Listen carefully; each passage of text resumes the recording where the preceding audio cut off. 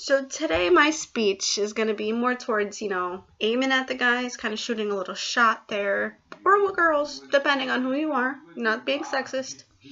But today we're going to talk about how relationships are affected by video games.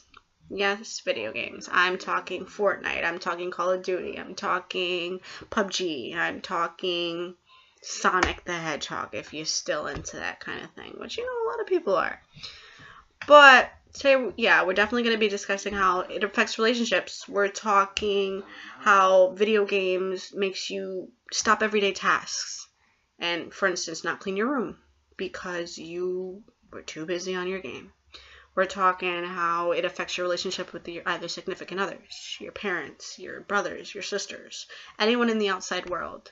And how sometimes video games tend to cause irrational behavior. I'm not talking, you're going to go full Grand Theft Auto and start shooting, innocent people. But it does definitely cause temper tantrums when I've been firsthand to witness. So we're going to get a little bit more into that. I, on the first hand, have been a firsthand experience.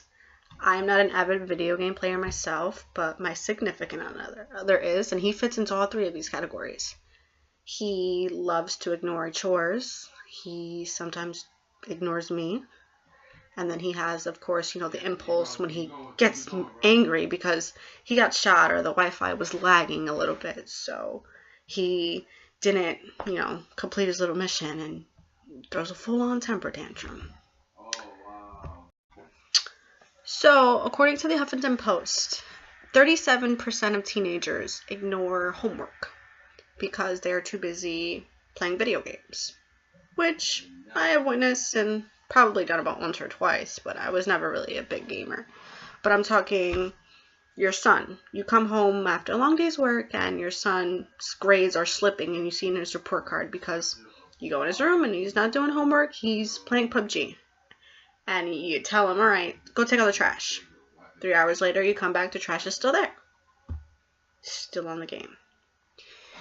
People don't realize how much time and effort is dedicated to video games. And I mean, it's a multi-million-dollar industry. People make so much money off of it, and so much good can come from video games if they're, learning games. But mainly when it's, just games for sport or for fun, people tend to ignore the fact that life goes on around them. You don't just sit there for hours and hours and hours and think that life just stops because you're magically on a game. Keeps going. So when you ignore what you have to do with school or with your home even, you're not realizing that you're becoming a victim of the video game abuse as well. Another great point in realizing that video games are a problem and are destructive is the fact that you ignore your loved ones around you, whether it's a significant other, a brother or sister. I have firsthand experience. My boyfriend plays video games for hours on end. Recently, he purchased Call of Duty, I believe, one of those games. He stood on for 6 hours. And I'm talking from midnight when it was released, all the way to 6:30 in the morning, where he had to get up for work at 6:45, which he never slept. He was on the game all night.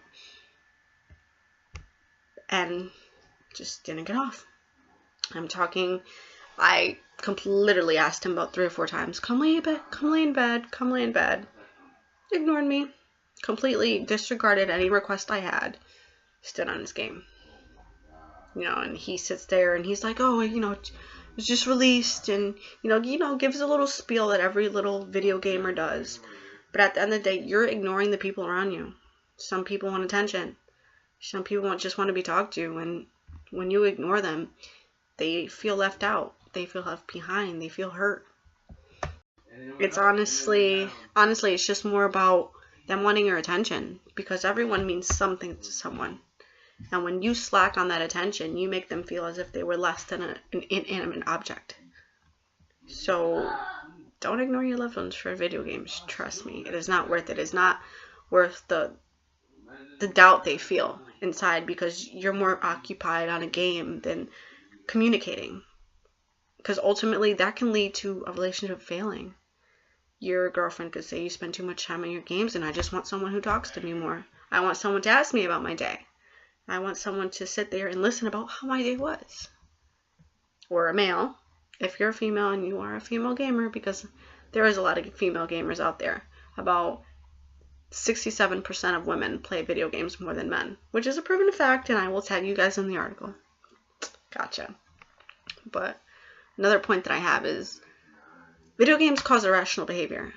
You get angry that your Wi-Fi wasn't as fast as it should be, and you slacked off a little bit in Fortnite and you couldn't build your wall, and now your character's gone. There's a lot of things, and you throw your remote and you start cussing, and it's a lot, especially when someone's right next to you and they're dealing with it. You become easily angered. You're not as happy as you usually are. You're not going to sit there with a smile on your face, and it creates a violent tendency.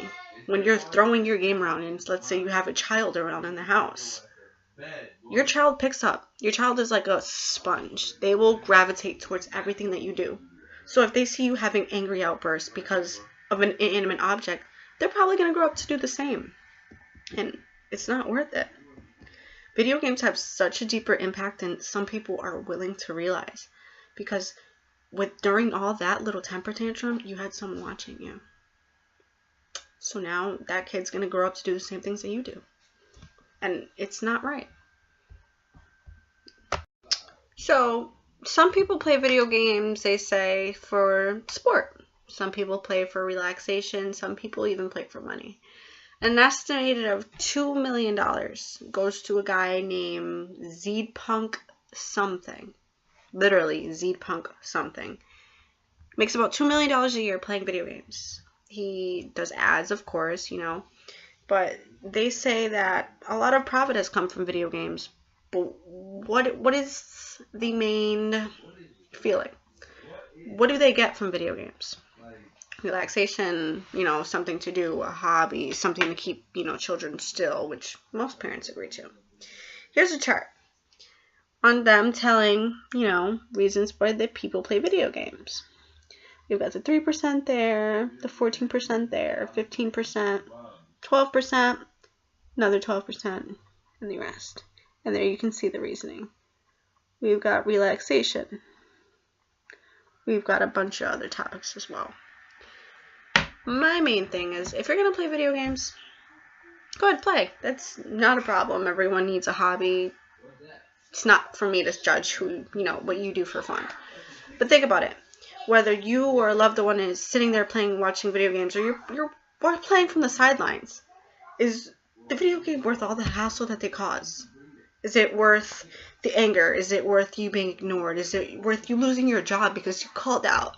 Because you can't make it because you spent all night playing Call of Duty? It's not. And sometimes it takes a hard look in the mirror for people to realize that. Are you a victim of video games?